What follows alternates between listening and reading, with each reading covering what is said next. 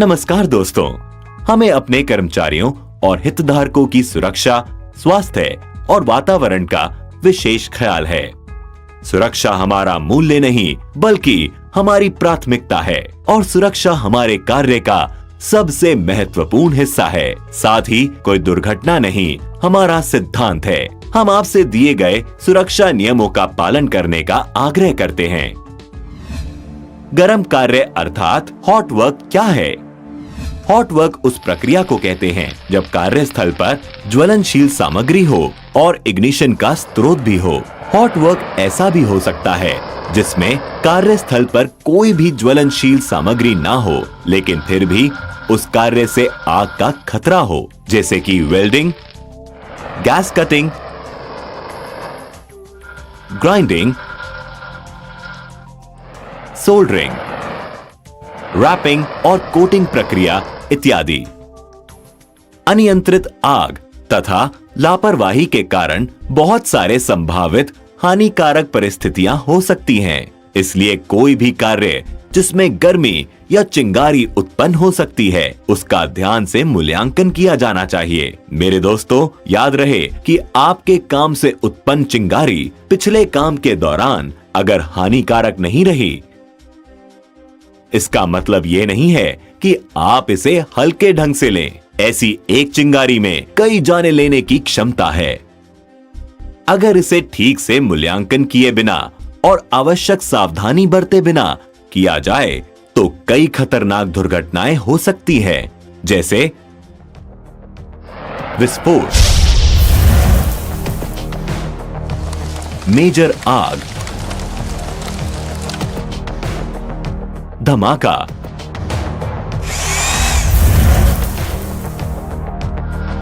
व्यक्ति को चोट लगना, पर्यावरण प्रदूषण, बिजली द्वारा जल जाना। हॉट वर्क करने के लिए सुरक्षा की आवश्यकता। कार्यस्थल पर निरीक्षण करके पहचान की जाएगी कि कौन सा क्षेत्र सामान्य है और कौन सा खतरनाक ज्वलनशील, जिसका आधार होगा कि ठोस, द्रव्य और गैस की स्थिति में ज्वलनशील पदार्थ कहां रखें, चढ़ाएं और उतारे जाते हैं। वेल्डिंग, कटिंग या ब्रेजिंग ऑपरेशंस द्वारा उत्पन्न खतरों के संपर्क में आने वाले कर्मचारियों को व्यक्तिगत सुरक्षा उपकरणों द्वारा आवश्यकताओं के अनुसार संरक्षित किया जाएगा। किसी भी वेल्डिंग ऑपरेशन के लिए आवश्यक उपयुक्त सुरक्षात्मक कपड़े किए जाने वाले कार्य के आकार, प्रकृति और स्थान के साथ भिन्न होंगे।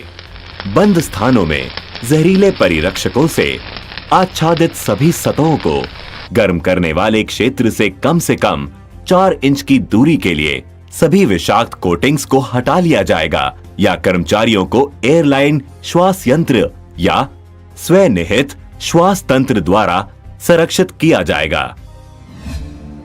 हॉट वर्क के क्षेत्र।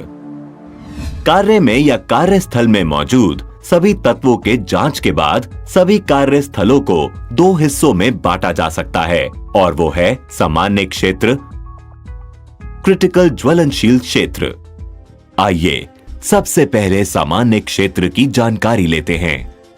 ये एक क्षेत्र है जो प्रतिबंधित या ज्वलनशील क्षेत्र नहीं है, लेकिन जहां दहनशील सामग्री का एक संभावित स्रोत मौजूद हो सकता है, जैसे कि गोदाम और अन्य गैर प्रक्रिया वाली इमारतें जनरल क्षेत्रों में गिनी जाती हैं। सामान्य क्षेत्रों के लिए आवश्यकताएं। आवश्यक प्रशिक्षण, ज्ञान, कौशल, जोखिम की पहचान और जोखिम का आकलन, उन्मूलन या नियंत्रण के उपायों के साथ किया जाना चाहिए। हॉट वर्क से जुड़े लोगों को आवश्यक प्रशिक्षण, ज्ञान और कौशल होना चाहिए। क्षेत्र में बैरिकेड। हॉट वर्क के स्थान पर बैरिकेशन टेप लगाएं, जिससे कोई और उस स्थान पर प्रवेश ना करे। अग्निशामक। आग बुझाने के उपकरण की उपलब्धता सुनिश्चित करें। काम करने की अनुमति। PTW सामान्य कार्य परमिट फॉर्म जारी करने के साथ गर्म कार्य की अनुमति दी जाएगी। प्रक्रिया को कार्य करने की अनुमति दें और गर्म कार्य सूची में दर्शाए गए मानदंड का पालन करें। महत्वपूर्ण ज्वलनशील क्षेत्र में गर्म काम परिचालन से संबंधित होने पर इकाई प्रमुख के विशेष अनुमति के बाद और परियोजना से संबंधित होने पर परियोजना प्रमुख की अनुमति के बाद ही किया जाएगा। आइए अब जानकारी लेते हैं क्रिटिकल ज्वलनशील क्षेत्र की। ये वो क्षेत्र है जो प्रतिबंधित या ज्वलनशील है और जहां हमेशा दहनशील सामग्री संभावित, जैसे डीजल स्टोरेज और हैंडलिंग क्षेत्र, MIBC स्टोरेज क्षेत्र, गैस स्टोरेज क्षेत्र, हाइड्रोजन एवोल्यूशन क्षेत्र आदि क्रिटिकल ज्वलनशील क्षेत्रों के उदाहरण हैं। जोन 0 एक जगह जिसमें विस्फोटक वातावरण होता है, जिसमें लंबी अवधि के लिए लगातार या अक्सर गैस या धुंध के किसी भी रूप में ज्वलनशील पदार्थ की हवा के साथ मिश्रण मौजूद होता है। उदाहरण है भंडारण टैंक या बंद कंटेनर के ऊपर वाष्प युक्त स्थान, ज्वलनशील तरल आदि के खुले टैंक वाले क्षेत्र आदि।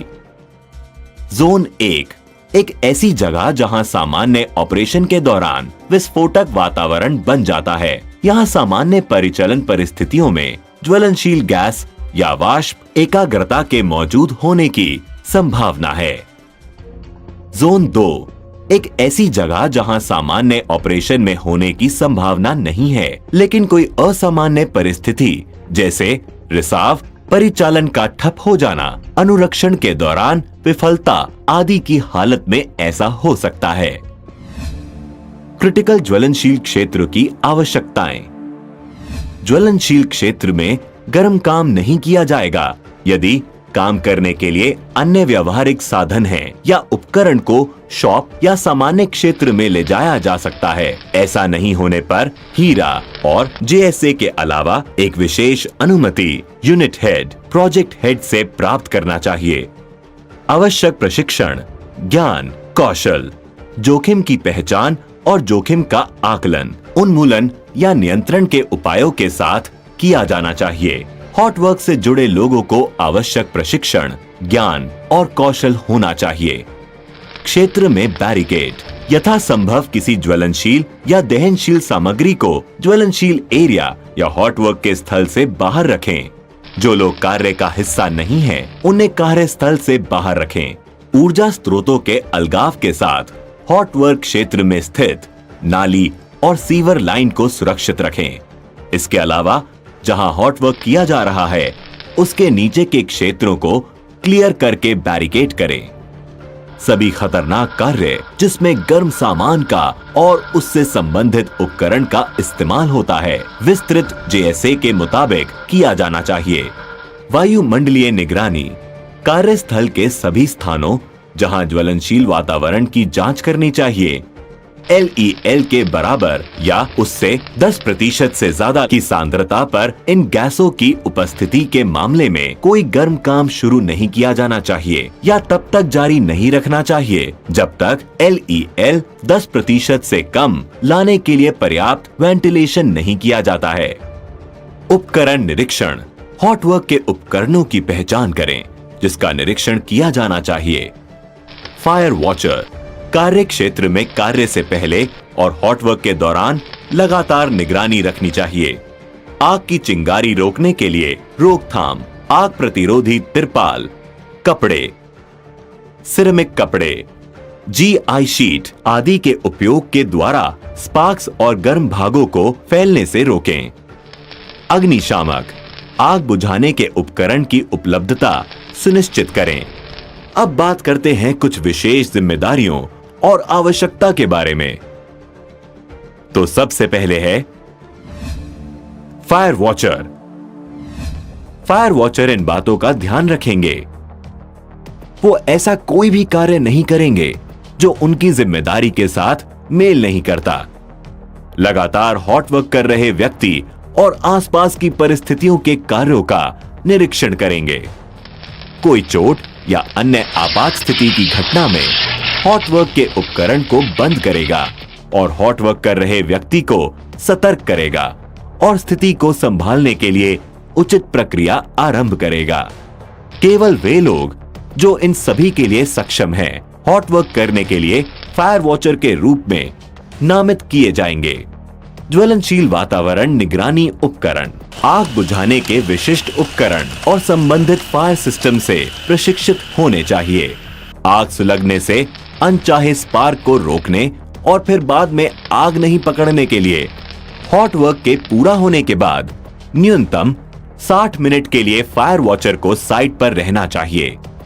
गर्म स्लैग या स्पार्क्स को रोकने के लिए गैर दहनशील सामग्रियों का उपयोग करें या यदि संभव हो तो दहनशील सामग्री को अलग स्थान पर ले जाएं।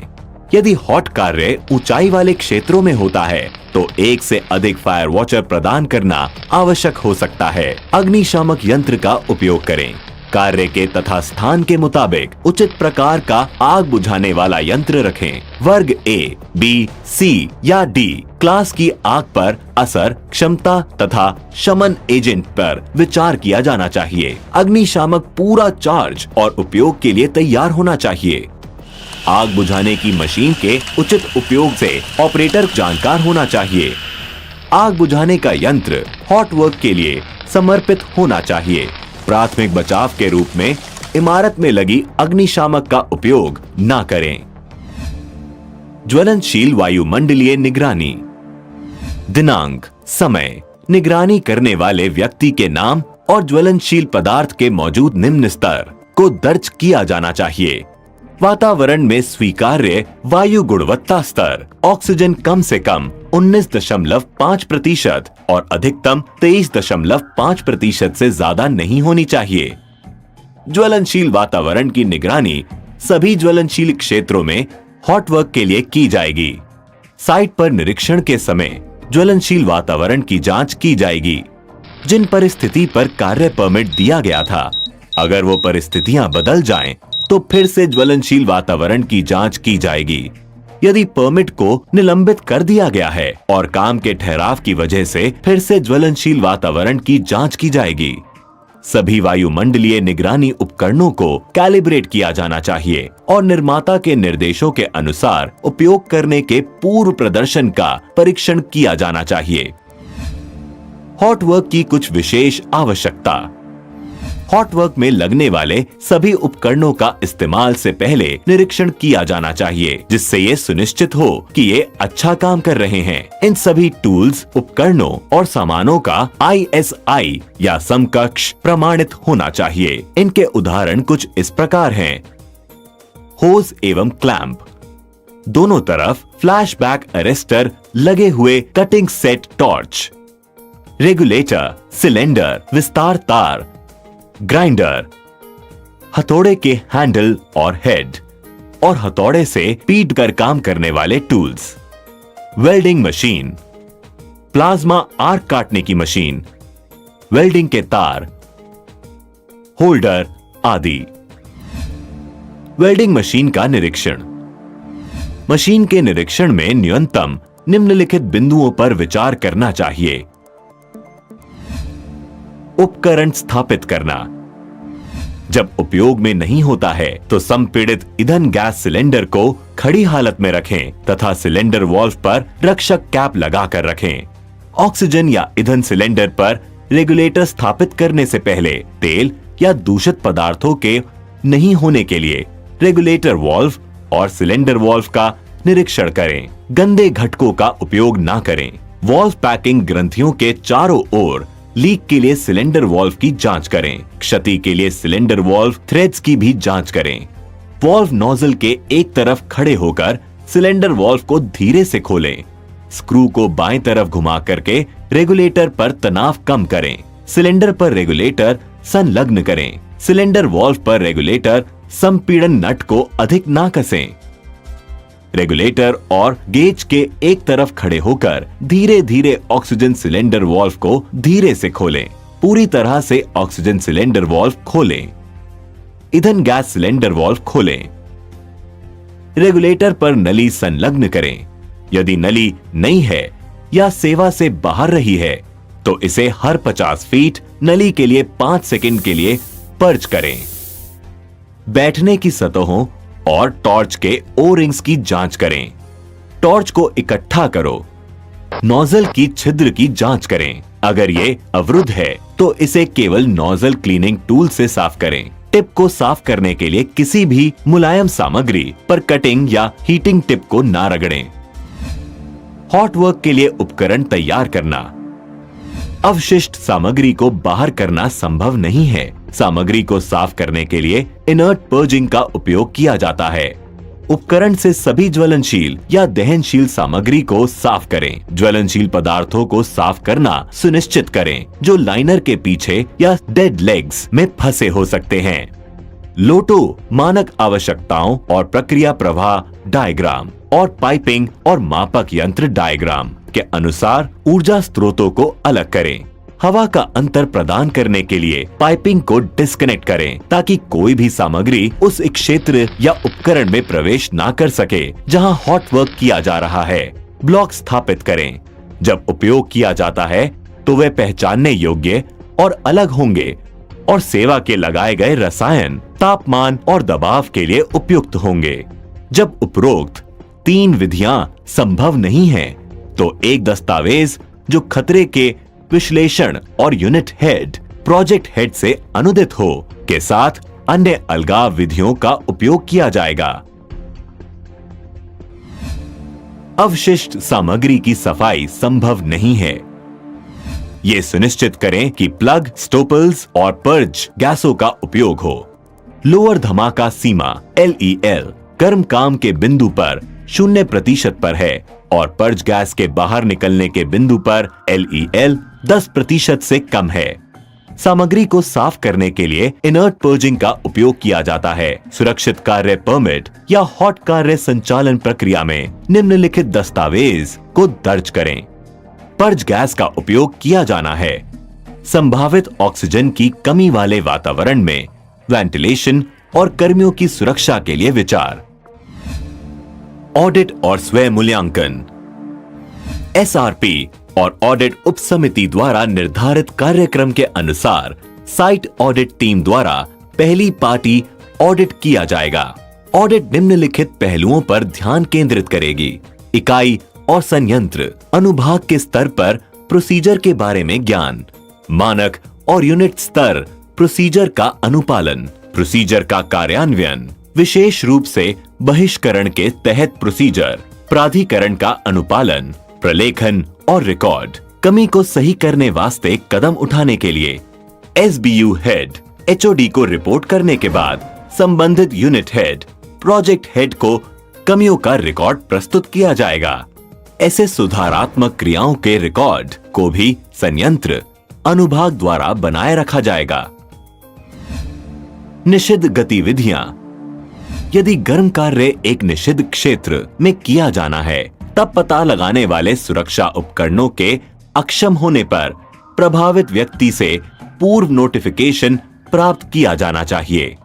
सभी प्रभावित कर्मचारियों को महत्वपूर्ण सुरक्षा उपकरणों को निष्क्रिय करने के बारे में औपचारिक रूप से अधिसूचित करने की आवश्यकता है, जो कि परमिट के तहत काम करने की आवश्यकता के तहत क्रिटिकल सेफ्टी उपकरण डिसेबलमेंट अधिसूचना के लिए निर्धारित कार्य प्रक्रिया के मुताबिक है। प्रभावित क्षेत्र के मालिक द्वारा हस्ताक्षरित प्रति को सुरक्षित कार्य प्रक्रिया SWP दस्तावेज के साथ संलग्न किया जाना चाहिए।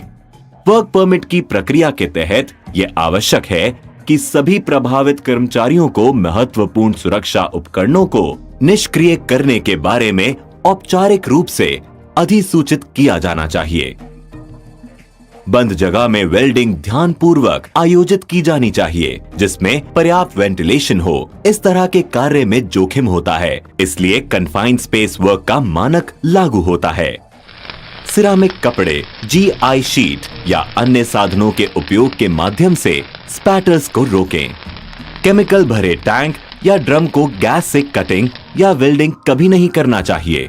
कंटेनर को अच्छी तरह से साफ करें और किसी भी हॉट वर्क करने से पहले अंदर के दहनशील गैसों को दूर करने के लिए हवा मारें या पानी भरें।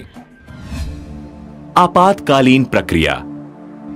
साइट पर इन आवश्यकता के अनुसार आग की आपात स्थिति के लिए प्रक्रिया योजना सुनिश्चित करेगा, जिसमें कुछ बातों का ध्यान रखना आवश्यक होगा, जैसे अग्निशामक कर्मियों और फायर वॉचर को अग्निशामक प्रशिक्षण देना, जिसमें खतरनाक परिस्थितियों में आग का सामना करना शामिल हो। कार्यस्थल में उपलब्ध सभी अग्निशमन उपकरणों के इस्तेमाल में उचित रूप से प्रशिक्षित हो। जहां हॉट वर्क किया जाता है, एक पोर्टेबल फायर एक्सटिंग्विशर जो आग जोखिम के प्रकार के लिए उपयुक्त है, उस स्थान पर उपलब्ध होना चाहिए जहां काम किया जा रहा है। आग लगने की हालत में सुरक्षित बाहर निकलने के रास्ते और चिकित्सा दल के पहुंचने के तरीके को जानें। आपातकाल में इस्तेमाल होने वाले उपकरणों और तकनीकों की जांच के लिए सुरक्षा ड्रिल होनी चाहिए। ये जांचना कि आपातकालीन उपकरणों, संचार उपकरण, फायर हाइड्रेंट और फायर टेंडर सुलभ तरीके से उपलब्ध है या नहीं। विभिन्न आग बुझाने के उपायों की पहचान करना और आपातकालीन उत्तरदाताओं के लिए इसकी आवश्यकताओं पर प्रशिक्षण प्रदान करना। तो दोस्तों, ये था आपकी सुरक्षा के बारे में। उम्मीद है आप इसे समझे होंगे और आशा है आप इन बातों का अपने कार्य में इस्तेमाल करेंगे। धन्यवाद।